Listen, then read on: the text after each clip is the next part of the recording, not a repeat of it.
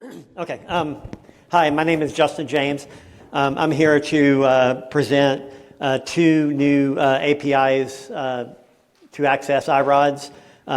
So it's basically presenting iRODS as S3 and also an HTTP, a new HTTP API. Okay, a little bit about us. I work for Renaissance Computing Institute, also known as RINCI, and they're part of the University of North Carolina at Chapel Hill. That's in North Carolina in the US. And we run the iRODS consortium. Okay, here are current members of the iRODS consortium.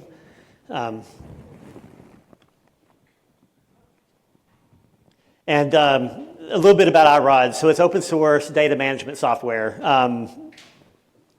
It's built with C++, and anyone can download it and install it and on many computers and create your own zone and federate with other zones.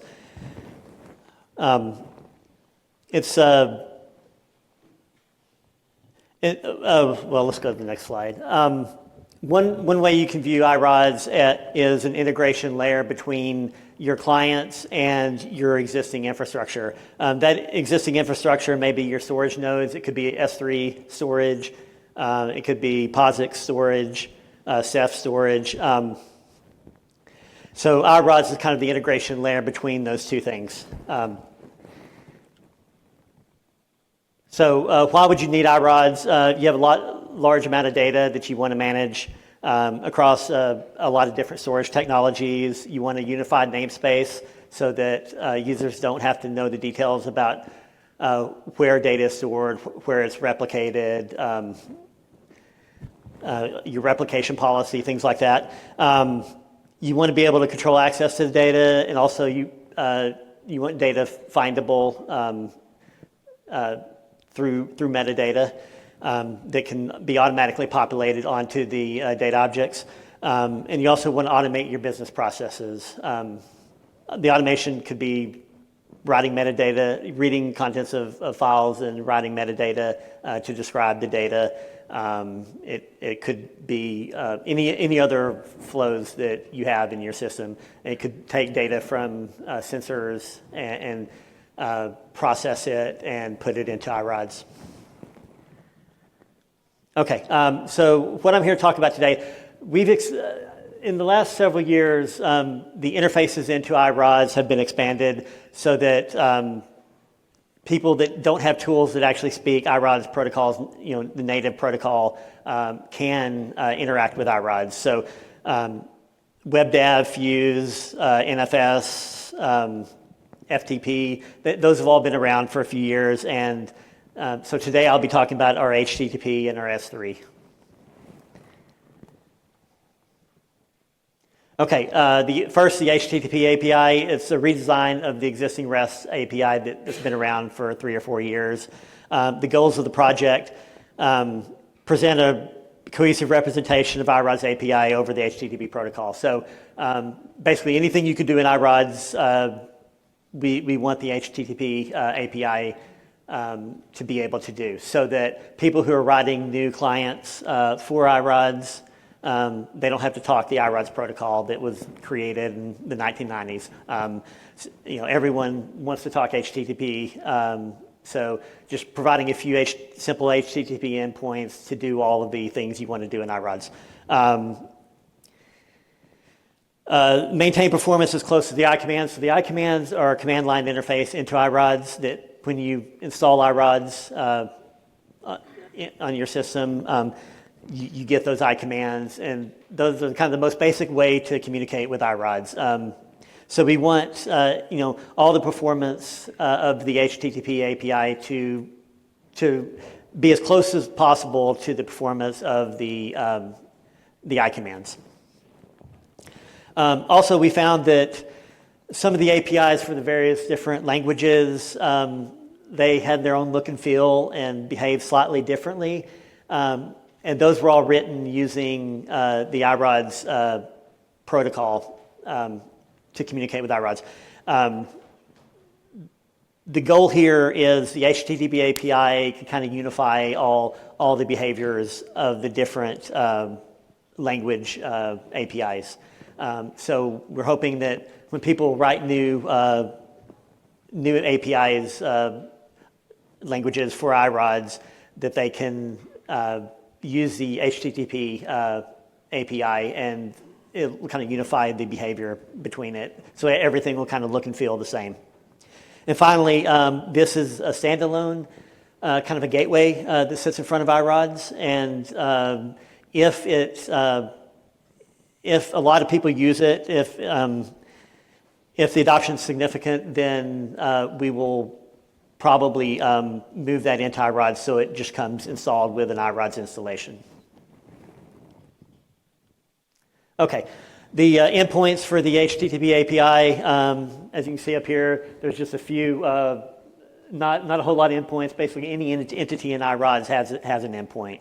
We wanted to keep the number of endpoints low so that new developers could find what they needed quickly and figure out what they needed to do whatever they want to do in iRODS.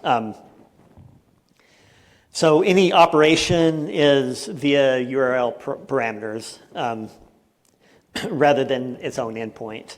Let's go to the next slide. Okay, the configuration of the HTTP API, you don't have to really worry about this. I just wanted to show it to you so you know how it's a single configuration file, and it's all pretty much self-explanatory when you install it. So there's basically two endpoints. So this is kind of a bridge. So one endpoint defines how your client that speaks HTTP would communicate with iRODS, and the other one is how this bridge connects to iRODS, whether it uses TLS, the authentication to get to iRODS, things like that, and the ports that are used on both sides. So the HTTP server configuration, here's an example of it. The only thing I really want to point out here is that we do support OpenID Connect here. The rest is self-explanatory. The iRODS client configuration is just basically how we connect iRODS and some internal configuration. Okay, here's an example of using the HTTP API for statting a collection. So first you have to authenticate and get a bearer token, and then you would send that bearer token to the whatever endpoint you were talking to. So in this case, we're statting a collection. So our endpoint is collections, and our operation is a stat, and also we send the path within iRODS that we are statting, and we get back JSON that describes our stat. Okay, release 0.20 was released in January of this year, and it's available on Docker Hub, and the source code is listed right there. Okay, the S3 API. So this is to present iRODS as S3. The goals, we wanted to make sure it was multi-user, multi-bucket support, and it's load balancer friendly, and the code is maintainable. The S3 working group was created to do this. It consists of some of our consortium members, and they meet once a month, and you can find out more information from that GitHub link about the history of this. Okay, we looked at 4 different alternatives to present iRODS as S3. To make it this short, options 1 through 3 for various reasons were not chosen. Some of them relied on the MinIO gateway, which is no longer supported. Other ones didn't allow multi-user support. 1 through 3, a lot of these already existed from our user community, had created these, but their functionality just wasn't to what we wanted. So we did choose to create our own new C++ implementation. And I'll skip over that. The C++ implementation, so it removes dependencies on other code bases. The design was for multi-bucket, so you define where a bucket would map to a collection within iRODS. And we chose Boost Beast as the framework to build this on, and the initial endpoints were working in January of 2023. This slide just shows that we also investigated a lot of different options. So we did our homework during this period to make sure that there weren't existing options that would work for us. But again, we just decided to write our own C++ API. Okay, basic architecture. I could have had this slide with the HTTP as well because it's basically the same. It's just a bridge between your S3 client and your iRODS server. It's a single binary, single configuration file. It does support multi-user, multi-bucket. It does require RODS admin credentials. So when a key value pair, not a key value pair, a key and a secret key in S3 would map to an iRODS user, but the admin will proxy that to iRODS.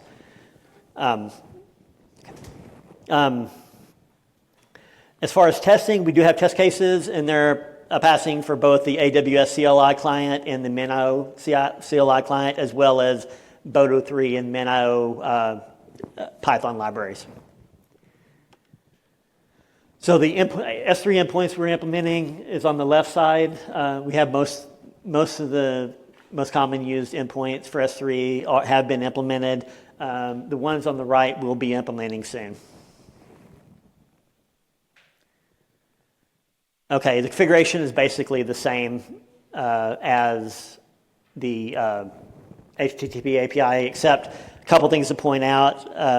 It's a plugin architecture to map iRODS collections to buckets, and also to map the key and secret key to the user, to the iRODS user.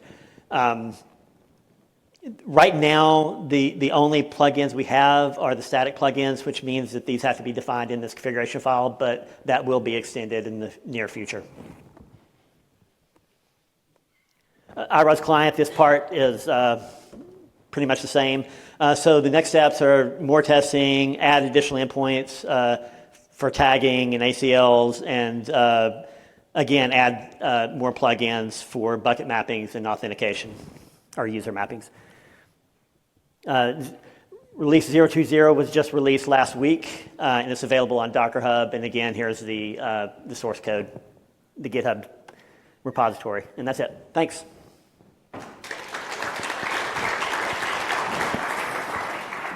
Thank you very much, James.